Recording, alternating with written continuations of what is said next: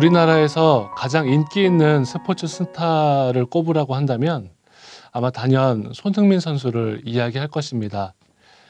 손흥민 선수에게는 축구와 관련해서 그 어떤 코치나 감독보다 훌륭한 아버지 손웅정 씨가 있습니다. 손흥민 선수와 모든 훈련을 같이 하면서 그 아들이 가진 능력을 최대치까지 끌어올릴 수 있는 헌신을 하고 있습니다. 이런 손흥민 선수가 평상시에 늘 하는 훈련이 있다고 해요. 볼 트래핑인데요. 공을 땅에 떨어뜨리지 않는 훈련입니다. 오른발만 사용해서 공을 떨어뜨리지 않고 운동장을 한 바퀴, 또 왼발만 사용해서 공을 떨어뜨리지 않고 운동장을 한 바퀴, 그리고 양발 모두 사용해서 공을 떨어뜨리지 않고 운동장을 한 바퀴 도는 것이 아주 기본 중에 기본이라고 합니다. 이 손흥민 선수의 아버지 손웅정 씨가 강조하는 것이 무엇이냐면 바로 기본기입니다. 그렇다면 만약 아버지 손웅정 씨와 손흥민 선수가 실제로 축구장에서 같이 축구 경기를 한다면 누가 그 경기를 더 잘하겠습니까? 당연히 손흥민 선수가 더 잘하죠. 그런 손흥민 선수에게 그 아버지 손웅정 씨의 이 첫 번째 역할은 바로 기본기를 잃지 않도록 하는 것입니다. 선수가 가진 축구 능력의 기본기, 또 인성의 기본기, 또 삶을 대하는 그 자세에 대한 기본기를 바로 잡는 것은 굉장히 중요합니다. 우리는 하나님 나라의 대표 선수입니다. 만약 우리도 하나님 나라 태극마크를 왼쪽 가슴에 달고 복음을 위해서 뛰는 하나님 나라의 국가대표 선수라고 한다면 우리는 경기에 나가기 전 무엇을 점검해야 할까? 얼마나 좋은 프로그램을 가지고 있느냐? 얼마나 재미있는 프로그램이나 기술이 있느냐? 또 얼마나 좋은 자료가 있느냐? 그것들보다 우선적으로 가장 점검해야 할 것이 있다면 바로 기본기입니다. 그 기본기는 하나님께서 우리에게 일관적으로 말씀해 오신 성경의 메시지 안에서 확인할 수가 있습니다. 그런 의미에서 기독교 교육이라고 할 때 무엇이 기독교 교육일까? 성경적인 교육이라고 할 때 무엇이 성경적인 교육일까? 그 교육의 기본기 중에 기본기가 무엇일까? 바로 우리의 마음속에 성경을 통해서 또 현장을 통해서 확인하는 하나님의 부르심의 목적, 하나님의 부름이 있습니다. 저는 가끔 아들과 집에서 놀 때가 있는데요. 그때 야구 경기를 할 때가 있습니다. 저희 아이들이 어릴 때에 집에 있는 몇천 원짜리 뽀로로 야구 방망이를 가지고 집안에서 야구를 하는 거예요. 그리고 바람을 불어넣은 수박 모양의 탱탱볼을 가지고 야구공을 대신합니다. 어느 날 야구를 하자고 하면서 저희 아들이 탱탱볼과 또 형이 쓰고 있는 바이올린을 가지고 왔습니다. 그 뽀로로 야구 방망이를 못 찾은 거예요. 그래서 말했습니다. 얘야, 그러면 안 돼. 이 바이올린으로는 야구를 할 수 없어. 몇천 원짜리 방망이 대신 몇십만 원짜리 바이올린을 사용하는 것은 바람직하지 않지요. 만약 그 바이올린이 수천만 원짜리 또 수억 원짜리 바이올린이었다면 말할 것도 없습니다. 그런 악기는 아마 미국의 카네기 홀이나 우리나라 예술의 전당 같은 곳에서 연주해야 하는 것이에요. 우리도 그런 것 같습니다. 만약 하나님께 부름받은 우리가 하나님의 부르심의 목적에 합당하게 쓰임받는다면 우리는 굉장히 귀하게 쓰임받을 수 있습니다. 그런 의미에서 우리 교회 안에서 교사로 부름받아서 기독교 교육, 성경의 교육을 가르친다는 것은 하나님께서 우리와 또 우리의 학생들을 어떤 목적으로 부르셨는지를 확인하는 작업입니다. 우리를 부르신 하나님의 부르심을 발견하고 어떠한 응답을 해야 하는지를 깨닫는 것, 이러한 기본기 점검의 질문이 우리 안에 있게 될 때에 우리의 신앙은 진정 의미 있는 신앙이 될 것입니다. 우리 함께 요한복음 20장 31절을 읽어볼까요? 시작. 오직 이것을 기록함은 너희로 예수께서 빈칸의 아들, 빈칸이심을 믿게 하려 함이요. 또 너희로 믿고 그 이름을 힘입어 빈칸을 얻게 하려 함이니라. 무엇이 들어가야지 맞겠습니까? 예수께서 하나님의 아들이요 그리스도이심을 믿게 하려고 하는 것이고, 그 이름을 힘입어 무엇을 얻습니까? 생명을 얻게 하려 함이라고 성경은 말씀하고 있습니다. 하나님의 말씀을 기록하시고 말씀을 우리에게 전하시게 한 그 목적이 예수가 그리스도이심을 믿게 하려는 것, 이것이 목적이라고 성경은 말씀합니다. 우리를 통해서 누군가 예수를 알지 못하는 자들이 예수님이 메시아, 우리를 구원하시는 분이시고 죽음으로부터 또한 죄악으로부터 우리를 구원하실 그분이 바로 예수님이라는 걸 전하는 것, 그것이 우리의 목적입니다. 그 목적대로 쓰임을 받으면 예수님의 제자가 되고 성경적인 교육을 행할 수 있습니다. 우리 또 한 절 읽어보겠습니다. 요한복음 10장 10절인데요. 우리 같이 읽어봅시다. 시작. 내가 온 것은 양으로 빈칸을 얻게 하고 더 빈칸 얻게 하려는 것이라. 어떤 말씀이 들어가야 좋겠습니까? 내가 온 것은 양으로 생명을 얻게 하고 더 풍성히 얻게 하려는 것이라 입니다. 교사된 우리가 부름받은 목적도 이와 같습니다. 우리를 통하여서 예수 안에 있는 생명이 우리 학생들에게 전달되어야 하고 그 생명이 더 풍성하게 되어야 합니다. 내가 교사를 하는 이유, 내가 목사가 된 이유, 내가 교회 안에서 집사와 권사, 장로가 된 이유, 내가 복음으로부터 부름받아 섬기는 그 이유는 우리가 행하는 모든 일을 통해서 예수가 그리스도임이 전해져야 하고 그 예수 그리스도로 인하여서 세상에서 누릴 수 없었던 생명이 우리와 함께하는 우리 학생들, 여러분들과 함께하는 성도들의 삶 속에 더욱더 풍성하게 되는 일, 이 일을 감당하면 우리는 성경적인 교육, 기독교 교육을 하고 있다라고 말할 수 있습니다. 이 목적에 합당하게 우리가 쓰임을 받고 있는가?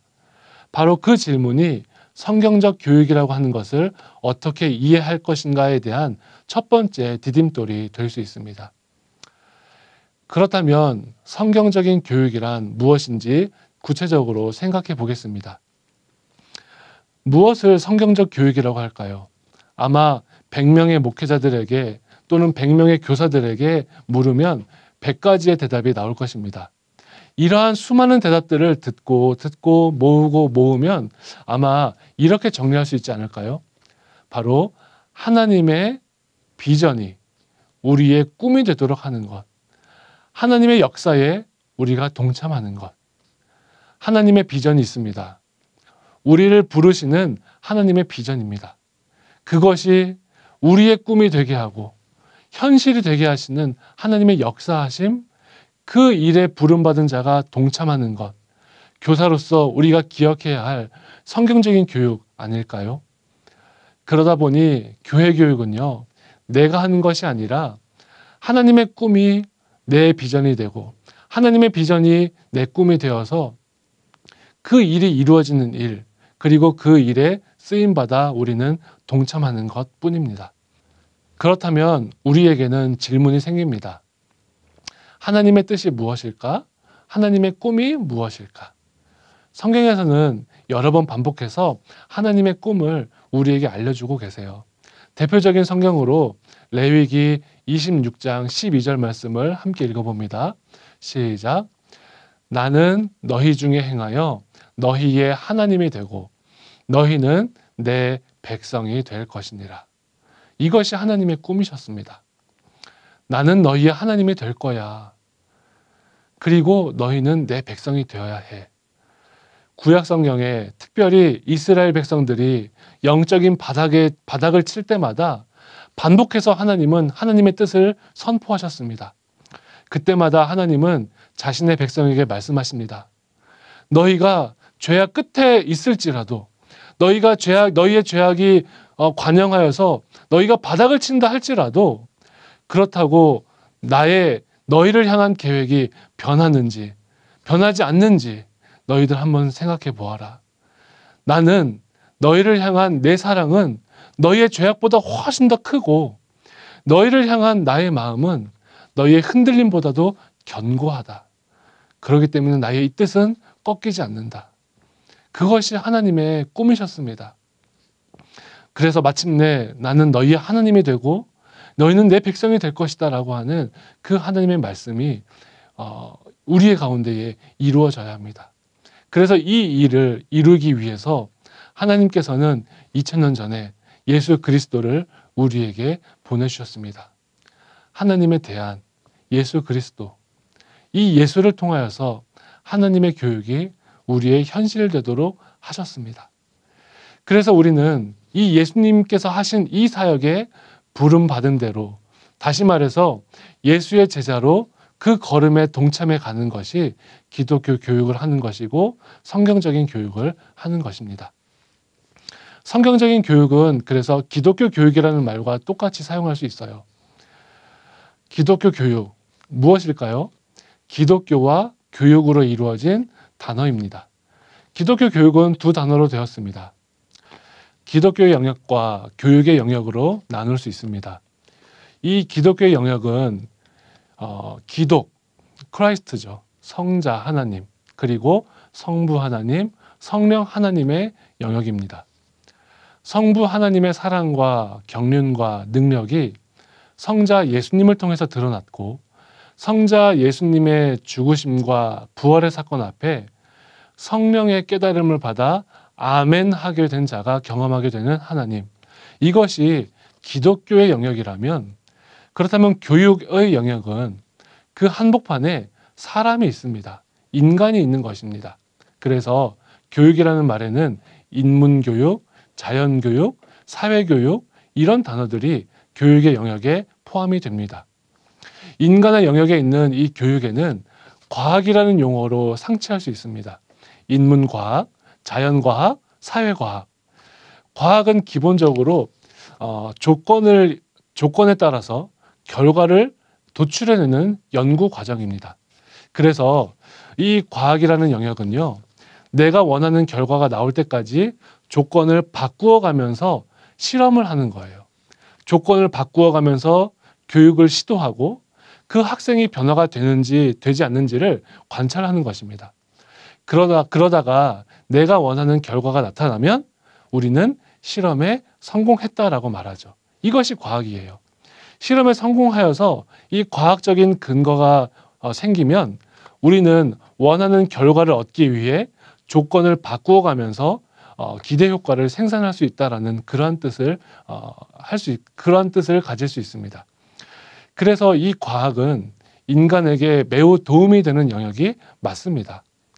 우리 사람의 뜻에 따라서 조건을 통제하고 변화를 예상할 수 있게 되는 것입니다. 그런데 여러분, 문제는요, 우리의 교육의 현장에서, 우리의 믿음의 현장에서 조건만 맞추면 결과가 같은 것이 도출되면 좋겠는데 문제는 그렇지 않다라는 것입니다. 우리의 인생은 조건을 같이 놓아도, 우리의 교육의 현장은 조건을 똑같이 놓아도 결과가 다르게 나타날 수 있어요.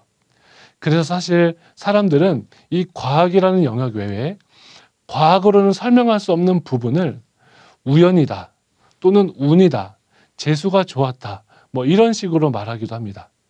하지만 우리는 알고 있습니다. 이 세상에는 하나님의 섭리를 벗어난 것이 없다라는 것을요. 하나님의 통치와 인도하심, 또 보호하심 아래에 없는 것은 없습니다. 이것은 하나님이 만드신 과학이라는 이치뿐 아니라 과학을 뛰어넘는 초과학으로도 설명할 수가 없습니다. 인간의 머리로는 이해할 수 없는 부분이 있습니다. 그렇기 때문에 기독교 교육이라고 할 때에 기독교의 영역과 교육의 영역을 우리는 반드시 알아야 합니다. 우리는 이 둘을 합쳐진 영역을 신비의 영역이라고 말씀할 수 있어요. 사람들은 이 신비의 영역을 어떻게 누구에 의해서 움직이는지를 알지 못하기 때문에 사람들은 자신이 경험했던 경험 또는 과학, 조건만 맞으면 결과가 나올 것이다 라는 그런 생각들을 많이 합니다. 우리 교회 안에서 보아도 그렇죠. 교회 안에서 보면은 옛날 내가 말이야 예전에 교사를 할 때 이렇게 했더니 이렇게 많이 부흥을 했었어 라고 말하지만 그것이 지금도 그대로 적용이 됩니까? 그렇지 않아요. 또는 우리는 죽음을 끝이라고 말할 수 있습니다. 왜냐하면 죽음 이후를 경험해 본 적이 없기 때문에 죽으면 끝이라고 생각을 해요. 또는 돈이 있으면 편하죠. 돈이 있으면 행사를 잘할 수 있다라고 생각하는 것. 뭐 이런 것들도 조건에 맞게 결과를 예상하는 것이라고 할 수 있습니다. 뭔가 조건이 채워지면 이 조건이 우리에게 내 생각대로 만들 수 있어라고 하는 그 공식. 이러한 것들은 확률상 경험하면서 조건을 채워 넣으면 내 조건이 맞다라고 생각하면 내가 잘 될 거야라고 그렇게 생각을 합니다.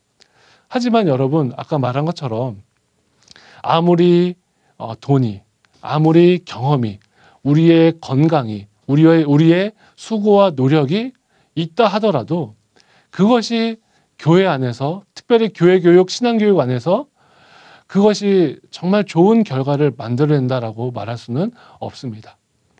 이러한 모든 것을 주관하시는 분이 우리는 누구인지 알고 있어요. 바로 하나님이십니다. 특별히 삼위일체의 하나님이라고 말씀할 수 있습니다. 모든 것을 창조하시고 또 주관하시고 섭리하시는 그 하나님. 성경에서는 이렇게 말씀합니다. 잠언 1장 7절에 여호와를 경외하는 것이 지식의 근본이다. 잠언 9장 10절에는 이렇게 말씀하죠. 여호와를 경외하는 것이 지혜의 근본이요 거룩하신 자를 아는 것이 명철이니라. 이 지식을 또 이 지혜를, 이 명철을 가지고 있는 사람이 정말 지혜로운 사람인 것입니다. 아까 말한 것처럼 신비의 영역에 대한 이야기를 조금 더 해보겠습니다. 우리가 교회에서 행하는 성례의 어원이 신비를 뜻하는 미스테리움인데요. 개신교의 성례는 크게 두 가지이죠. 세례와 성만찬입니다. 우리 교회에서도 이번 부활절에 성만찬을 거행했지 않습니까? 우리 앞에 이 세례와 성만찬의 사건이 일어난다고 상상해 보십시오. 여러분이 만약에 세례를 받는다고 할 때 세례에 쓰는 저 물은, 목사님이 이 손끝에 적시는 저 물이 삼다수일까, 에비앙일까, 아니면 그냥 수돗물일까, 이런 것들을 생각하고 세례에 참석하십니까? 별로 관심이 없습니다. 왜냐하면 세례의 사건은 조건에 따라서 결과가 도출되는 것이 아니기 때문에 그래요. 에비앙을 쓰면 능력이 있고 거룩해지고, 뭐 삼다수를 쓰면 조금 덜하고 수돗물 쓰면 능력이 없냐? 그것이 아니에요. 과학의 사건이 아니라 초과학의 사건입니다. 과학과 초과학을 다스리시고 뛰어넘는 하나님의 신비가 우리에게 보여지는 그 현장이 세례의 현장이에요. 예수님이 직접 보이셨던 언약의 사건을 믿음으로 고백하면서 그 물을 통하여서 세례를 받고 믿음을 고백하게 될 때에 그 사람이 하나님 나라의 인치심을 받고 하나님의 사람으로 변화되고 성장하는 것, 이 신비의 사건이 일어나는 장소가 세례의 장소입니다. 성만찬은 어떻습니까? 지난 주일 우리는 성만찬을 거행했습니다. 여러분, 떡을 받을 때 이 떡이 이건 어디 밀가루로 만들었을까? 수입산일까? 국산일까? 또 만약에 카스테라를 받는다라고 하면 이건 파리바게뜨일까? 뚜주일까? 이런 관심을 가지고 성만찬에 참여합니까? 그렇지 않아요. 잔을 받으면서 이거는 거창포도일까? 입장포도일까? 이렇게 생각합니까? 그것도 아닙니다. 왜냐하면 이 성만찬의 능력은 조건을 바꾸면서 나오는 것이 아니기 때문입니다. 오직 이 성만찬의 은혜는 하나님의 말씀, 그 은혜의 신비, 그래서 이 떡과 잔을 통해서 나를 위해 죽으신 예수님의 육체라고 고백하는 그 믿음으로 아멘 하면서 받는 순간 주님이 우리에게 언약하신 그 사건이 일어나기 때문에 그렇습니다. 완전하신 주님의 몸이 우리 안에 들어와서 온전케 하시고 성례 이전에 나와 또 성례를 마친 이후에 내가 완전히 다른 사람이 됨을 고백하는 그 현장이 바로 신비의 현장입니다. 세상을 바꾸는 능력의 공동체가 되고 주님의 진리와 권세 아래에 들어오게 되는 그 회복의 자리, 그 신비의 사건이 바로 세례와 성만찬의 사건입니다. 그렇다면 하나님의 신비의 영역과 또 교육의 영역이 만나는 것이 편할까요? 불편할까요? 당연히 불편하죠. 그런데 왜 불편한 두 관계가 만나서 기독교 교육이 되었을까요? 하나님의 비전이 우리의 현실되게 하시는 그 역사가 되게 하셨을까요? 이 일을 위해서 하나님이 내놓으신 대안이 예수 그리스도이십니다. 예수 그리스도, 그분은 누구십니까? 참 하나님이시자 참 사람이 되신 분이십니다. 이것이 우리 고백의 중심입니다. 사도신경이 고백하는 신앙의 중심. 예수님은 참 신이신데 하나님의 꿈을 이루기 위해 이 땅에 오신 참 사람이시다라고 고백하는 것입니다. 하나님의 비전과 꿈을 이루기 위해서 예수 그리스도의 십자가 사건을 통해 우리에게 드러나 그 두 불편한 관계, 기독교와 교육이 하나 되게 하신 일, 이것을 이 일을 통해서 예수 그리스도는, 하나님은 우리를 부르시고 계셔요. 그래서 예수님께서 우리에게 참 신으로 보이신 것을 은혜라고 말하고 참 인간으로 보이신 것을 응답, 순종이라고 말할 수 있습니다. 예수 그리스도, 우리는 너무나 잘 알고 있죠. 베레데우스, 베레호모. 그래서 여기서 말하는 은혜는 내가 받을 만한 조건이 전혀 없을 때 받은 것을 은혜라고 말합니다.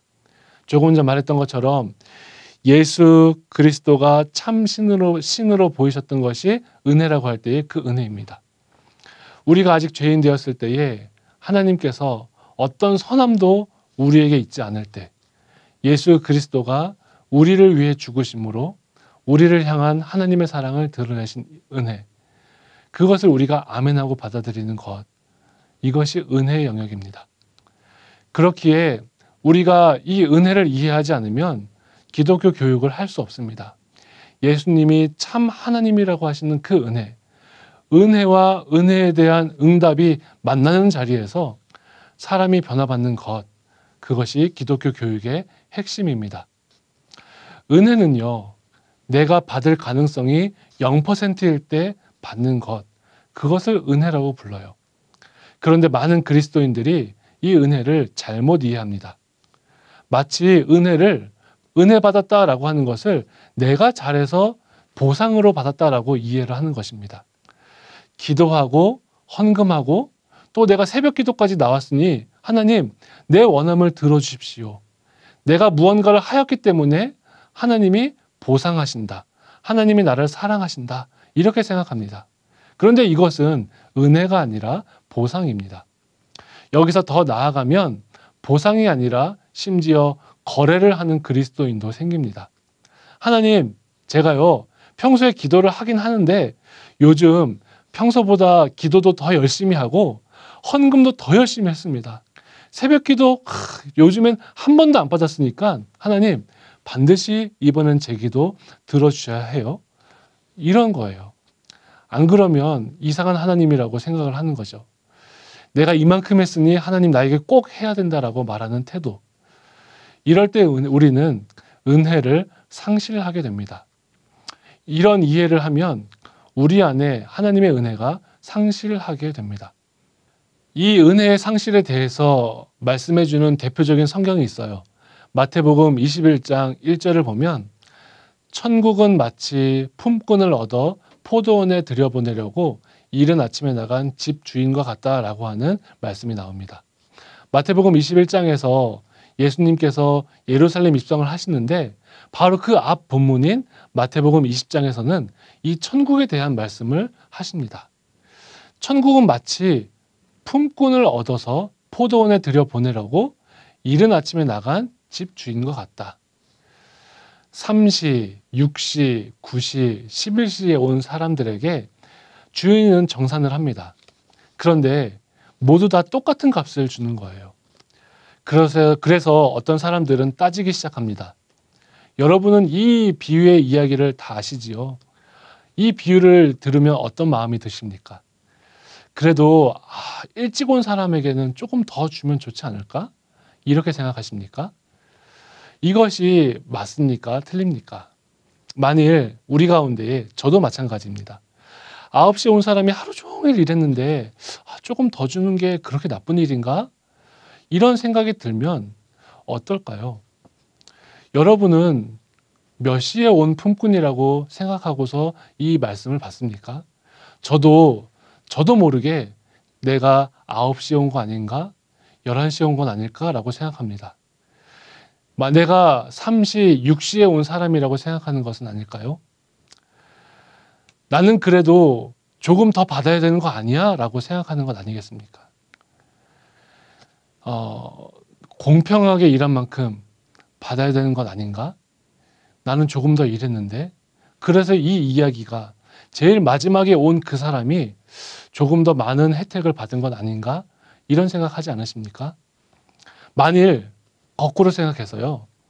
내가 제일 마지막에 온 사람인데, 내가 11시에 온 사람인데 12시에 주인이 하루치 품삯을 정산할 때에 하루치 품삯을 다 받았다라고 생각하면 집에 돌아가서 그 사람은 뭐라고 말할까요? 여보, 내가 말이야 11시에 가서 12시에 정산을 해서 1시간 일했는데 오늘 하루치 품삯을 다 받았어. 나 오늘 되게 부당한 대우를 받았어. 이렇게 말하겠습니까? 아니면 여보, 오늘 내가 사실 한 게 없거든. 1시간밖에 일하지 못했는데 하루치 품삯을 다 받았어. 오늘이 나에게는 은혜였어. 이렇게 말할까요? 천국은요, 이와 같습니다. 십자가 사건을 앞에 두고 예수님께서 제자들에게 말씀하신 그 천국은 은혜를 놓지 말라라는 것이에요. 은혜의 관점을 놓치지 말라라고 예수님은 말씀하시는 것입니다. 십자가 사건 앞에, 예수 그리스도의 은혜 앞에, 주님의 은혜 앞에 나는 몇 시에 온 사람일까? 나는 몇 시에 와서 나에게는 어떤 마음이 들까? 십자가 사건 앞에 우리는 모두 다 11시에 온 사람들입니다. 이 은혜의 심령이 우리 가운데 회복되어야 합니다. 나는 한 게 없는데 다 받았습니다. 나에게는 어떤 선함도 없는데 내게 주신 예수님의 생명이나 하나님의 언약을 감당할 것이 전혀 없는데 오직 예수 그리스도의 십자가의 죽으심과 부활하심의 은혜로 하나님의 자녀가 되었다라고 하는 자격 없는 자에게 주신 그 은혜를 받았다라고 하는 그 믿음이 회복된 자만이 온전한 십자가 사건의 은혜를 경험하게 됩니다. 그래서 기독교 교육에서 말하는 은혜는요, 내가 그리스도인으로서 내게 맡긴 영혼에 대한 이것은 내 수고도 아니고 내 노력도 아니고 내 힘도 아닌 내게 받은 하나님께서 나에게 주신 그 은혜, 그것을 증거하고 전하는 일, 내 사랑, 내 노력도 아닙니다. 나에게 맡기신 그 학생들을 향한 하나님 아버지의 은혜를 그저 드러내는 것. 그들을 향해서 하나님 아버지의 마음이 나를 통해서 흘러가는 것. 그것이 우리가 교회 안에서 또 믿음 생활 안에서 기독교 교육을 하는 것이라고 말할 수 있습니다. 그래서 나는 감당할 수 없겠는데 나는 더 이상 저 학생의 인격과 또 나는 더 이상 내 성품으로는 저 사람을 감당할 수 없습니다라고 고백할 때 그때에도 그를 향한 변함없으신 하나님의 은혜가 있다라는 것, 하나님의 마음이 내 안에 있음을 흘려보내주는 것, 그리고 그 하나님의 마음으로 인해서 하나님이 포기하지 않으시니까 하나님이 저 사람을 포기하지 않으시니 내 힘으로는 할 수 없지만 나도 포기할 수 없다라고 하는 그 하나님의 마음이 채워진 자만이 응답할 수 있는 그 사명. 이것이 우리가 교사로서 또한 하나님의 사람으로서 하나님의 백성으로서 감당해야 할 기독교 교육인 것입니다. 겟세마네에서 주님이 몸부림치신 것, 우리를 향한 변하지 않는 그 사랑, 내가 죽어서도 저들을 살려야겠다라는 그 사랑이 있을 때 십자가에 순종할 수 있는 능력을 우리 주님이 입으셨던 것처럼 우리 안에 그 몸부림의 사랑이 있을 때에 교육의 현장에서 순종할 수 있는 능력을 받게 될 것입니다. 우리가 성경적 교육을 한다라는 그 의미는 나를 향한, 우리 성도들을 향한 하나님의 사랑이 100%로 채워져서 우리 안에 포도원 품꾼의 마음이 회복되어서 그렇게 채워진 자로 인해서 그저 의무나 책임감으로 하는 것이 아닌 내 안에 있는 자발적인 감사와 응답으로 주님 앞에 나아갈 때에 하나님이 우리 천안중앙교회 여러분들을 통해서 하나님께서 온전한 역사를 이루어 가실 줄로 믿습니다. 성 어거스틴은 이렇게 고백을 합니다. Without God, we cannot. Without us, God will not. 하나님 없이는 우리는 아무것도 할 수 없습니다. 동시에 완전하시고 실수가 없으신 하나님께서 우리가 움직이지 않으면 일하지 않으십니다. 하나님의 은혜와 우리의 응답을 통해서 하나님의 역사가 이루어지게 될 것입니다. 오늘 우리 교사교육 첫 번째 강의를 마무리하겠습니다. 성경적인 교육은 하나님의 대안이신 누구를 닮아가는 교육입니까? 예수님을 닮아가는 교육입니다. 하나님의 비전이 우리의 현실되게 하시는 그 하나님의 일에 동참하는 것이기 때문에 그렇습니다. 바로 그 자리에 예수 그리스도를 보내셨기 때문에 그 예수 그리스도를 따라가는 것이 교회 교육, 기독교 교육입니다. 두 번째로 예수님을 닮은 교육은 은혜와 응답을 채워가는 교육입니다. 은혜로 응답하는 자리에 놀라운 역사가 있습니다. 우리는 자격이 없는데 우리 주님의 그 은혜를 받았으니 그 은혜 앞에 응답하며 감당하는 교육입니다. 나는 11시에 왔는데 1시간 일하고 하루 종일 일한 값을 받는 그 은혜. 여러분들도 11시에 온 일꾼이지 않으십니까? 세 번째로는 성경적 교육은 입으로 지식을 전하는 것이 아니라 우리의 삶으로 진리를 보여주는 교육이 되어야 합니다. 왜냐하면 이론이 아니라 우리를 살리셨고 우리 안에서 역사하시는 살아계신 하나님을 가르치는 일이기 때문에 그렇습니다. 오늘 강의는 이 성경적 교육, 기독교 교육이라는 개념을 우리에게 적용한 강의입니다. 부디 사랑하는 천안중앙교회 교회학교 교사들이 이 사명을 감당함으로 우리 다음 세대에 하나님의 나라를 세워가기를 바랍니다. 기도하겠습니다. 살아계신 하나님 아버지 감사를 드립니다. 코로나19라고 하는 어려움의 상황 속에서도 우리를 향한 하나님의 사랑이 변하지 않는 것처럼 하나님의 마음을 가진 우리 모든 교사 선생님들 또 교회 모든 성도들은 수많은 영혼을 품고 그들을 향한 하나님의 마음을 흘려보내는 교육함을 특별히 성경적인 교육, 기독교 교육함을 잃어버리지 않는 복을 누릴 수 있도록 역사하여 주옵소서. 감사드리며 예수님의 이름으로 기도드리옵나이다. 아멘.